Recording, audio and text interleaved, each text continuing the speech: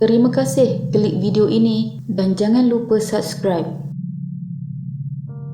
Bayangkan suami yang baru balik dari kerja terjumpa isterinya di tepi jalan terbaring di atas jalan tar 100 meter dari rumah mereka dalam keadaan tanpa seurat benang sekalipun. Yang pasti, tubuh isterinya hanya ditutup dengan selimut sahaja. Paling sedih, isterinya telah dirogol selepas lehernya dikelar. Semasa ditemui, mangsa masih hidup dan terus dibawa ke hospital. Mangsa sempat menulis satu dying declaration yang menyebut siapa yang samun, rogol dan kemudian kelar mangsa sebelum mangsa meninggal dunia. Orang yang menyamun, merogol dan kemudian mengelar leher mangsa itu adalah kawan suaminya sendiri. Ketika suspek Muhammad Awari Ahmad, 22 tahun, seorang penganggur ditangkap, polis menemui parang, beg tangan, dompet, kesan darah, kain cadar, sarung bantal dan juga seluar dalam warna merah jambu. Yang paling tidak boleh diterima sekali apabila RM200 yang dia curi dari dompet mangsa digunakan untuk membeli 7 botol arak.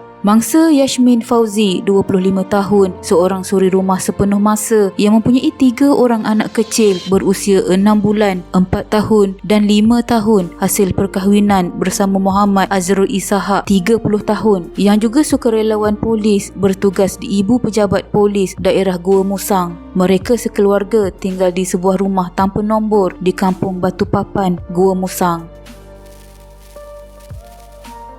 Kejadian malang itu berlaku pada 1 Mac 2015 pukul 12.30 tengah malam. Suspek telah memecah masuk rumah mangsa melalui pintu dapur. Ketika itu suami mangsa sedang bekerja. Semasa masuk, suspek membawa sebatang kayu namun tinggalkannya di luar apabila melihat parang di dapur. Lalu dia mencapai parang yang ada di singki dapur rumah itu dan membawanya sambil menyelongkar rumah. Selepas itu dia memasuki bilik mangsa dan ternampak mangsa yang sedang tidur dengan anak-anaknya. Dia mula menyelongkar bilik mangsa untuk mencuri duit. Ketika dia menyelongkar mencari duit itulah tiba-tiba mangsa tersedar dari tidur. Suspek terus melibas parang yang ada di tangan dan terkena pada leher mangsa membuatkan darah membuak keluar dari lukanya. Ketika mangsa mengalami kesukaran bernafas akibat kelaran di lehernya itulah suspek mula merogolnya. Ketika itu anak-anak mangsa ada berdekatan dan yang menyaksikan kejadian itu adalah anaknya yang berumur 5 tahun.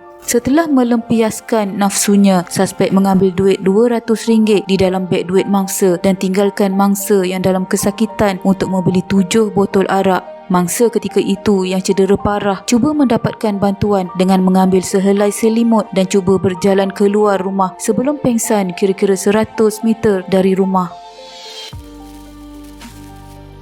Suami mangsa Muhammad Azrul yang berasa tidak sedap hati dan hilang tumpuan ketika bertugas meminta izin pegawainya pulang ke rumah seketika pada pukul 2.30 pagi itu, namun menemui isterinya dalam keadaan berlumuran darah, tidak berpakaian dan keletihan di jalan dengan berselimut. Muhammad Azrul bergegas ke rumah ayah mertuanya yang berdekatan rumahnya untuk meminta pertolongan. Keluarga mangsa membawanya ke hospital Gua Musang manakala suaminya melihat 3 anaknya berumur 6 bulan, 4 dan 5 tahun yang sedang berbaring di atas tilam yang berlumuran darah. Mangsa meninggal dunia pada pukul 6.40 pagi hari sama selepas 4 jam menerima rawatan di bilik kecemasan Hospital Gua Musang. Dan sebelum itu mangsa sempat menulis satu dying declaration yang menyebut siapa yang menyamun, rogol dan kemudian kelar mangsa sebelum mangsa meninggal dunia. Orang yang menyamun, merogol dan kemudian mengelar leher mangsa itu ialah kawan suaminya sendiri. Suami mangsa mengenali suspek sudah 2 tahun. Suspek juga sudah banyak kali datang ke rumah dan setiap kali datang, suspek memandang mangsa dengan pandangan lain macam.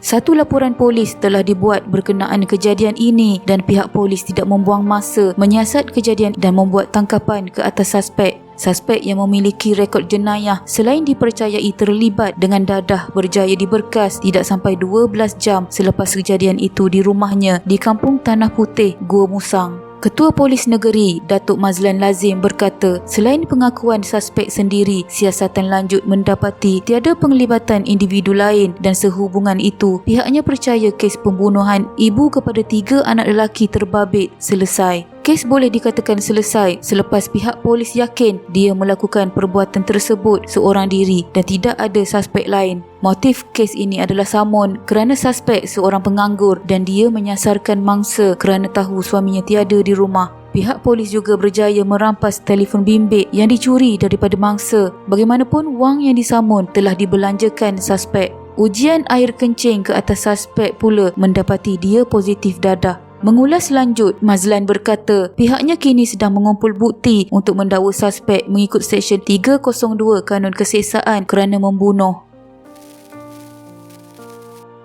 Sementara itu, suami mangsa Muhammad Azrul Ishaq 30 tahun ketika ditemui mengakui belum mempunyai kekuatan menjejakkan kaki ke rumah mereka selepas kejadian itu kerana masih trauma dan kini terpaksa menumpang di rumah bapanya. Katanya meskipun mereka sekeluarga masih bersedih, direda dengan ketentuan Allah Subhanahu Wa Taala dan berharap suspek mendapat hukuman setimpal. Anak-anak Ahmad Kasri 5 tahun serta Kasri Adli 4 tahun masih merengek bertanyakan ibu. Manakala adik mereka Kasri Adam 6 bulan pula sukar minum susu menggunakan botol kerana selama ini menyusu badan. Buat sementara waktu ini anak-anaknya dijaga oleh datuk dan nenek mereka. Pada 31 Januari 2018, suspek dijatuhi hukuman gantung sampai mati oleh Mahkamah Tinggi Kuarta Baru selepas didapati bersalah membunuh dan merogol mangsa 3 tahun lalu. Pesuruhjaya Kehakiman Datuk Ahmad Bache menjatuhkan hukuman itu terhadap Muhammad Awari Ahmad selepas mendapati pihak pembelaan gagal menimbulkan keraguan munasabah di akhir kes pembelaan. Bagi kesalahan rogol, tertuduh dikenakan hukuman penjara 18 tahun dan 12 sebatan. Tertuduh didakwa mengikut Seksyen 302 Kanun Keseksaan yang memperuntukkan hukuman mati jika sabit kesalahan. Bagi pertuduhan kedua, tertuduh didakwa merogol mangsa sama sehingga menyebabkan kematiannya pada tarikh, waktu dan lokasi sama. Tertuduh didakwa mengikut Seksyen 376-4 Kanun Keseksaan yang memperuntukkan hukuman penjara maksimum 30 tahun dan minimum 10 sebatan jika sabit kesalahan. Ahmad dalam alasan penghakimannya berkata, selepas meneliti keterangan mahkamah, tertuduh mempunyai niat menyebabkan kematian mangsa sekaligus menolak alasannya yang mendakwa tidak berniat untuk melibas parang itu. Kejadian itu turut disaksikan anak lelaki mangsa berusia 5 tahun yang ketika memberi keterangan memberitahu ibunya dikelar. Malah pemeriksaan mendapati 2 kesan kelar di leher mangsa dan kecederaan lain menunjukkan mangsa cuba mengelak. Bagi kesalahan rogol, tertuduh dalam keterangan mengakui melakukan perbuatan itu selepas mencederakan mangsa. Pendakwaan dikendalikan Timbalan Pendakwa Raya Shahraliza Abdul Razak, manakala tertuduh diwakili Peguam Latifah Arifin. Pada 7 Oktober 2020, suspek gagal dalam rayuan akhirnya untuk mengetepikan hukuman mati atas perbuatan kejamnya itu. Panel 3 Hakim Mahkamah Persekutuan yang diketuai Presiden Mahkamah Rayuan Tan Sri Rohana Yusof sebulat suara menolak rayuan Muhammad Awari Ahmad terhadap hukuman mati yang dijatuhkan Mahkamah Tinggi Kuarta Baru selepas didapati bersalah membunuh isteri seorang polis bantuan. Terdahulu, Timbalan Pendakwa Raya Datuk Nazran Muhammad Syam memohon mahkamah menolak rayuan Muhammad Awari dan mengekalkan hukuman mati atas perbuatan kejamnya yang dilihat sendiri oleh anak lelaki mangsa yang ketika itu berumur 5 tahun. Perbuatan perayu adalah kejam, agresif dan ganas. Selepas menetak leher mangsa, perayu merogol mangsa ketika darah sedang membuak keluar. Mangsa mengalami 11 kecederaan antaranya di leher dan tangan. Dalam kes ini, perayu menggunakan parang untuk mengelar bahagian kiri dan kanan leher mangsa. Ini jelas menunjukkan perayu mempunyai niat untuk membunuh.